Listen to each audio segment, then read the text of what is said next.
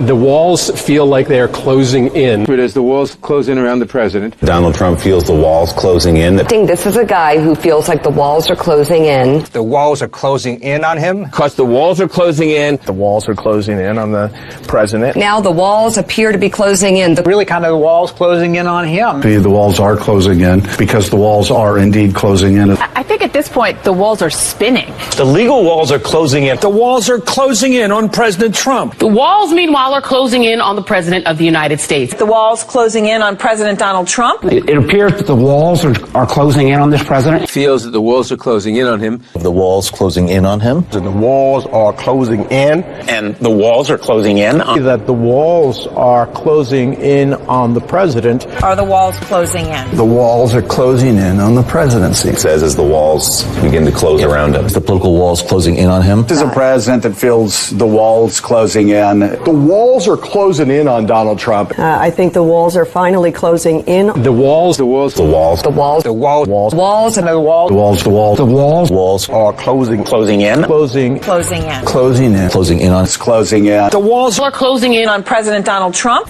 He's not looking forward to any of it. He's horrified. He's just talking big. The walls are closing in. As has been said before,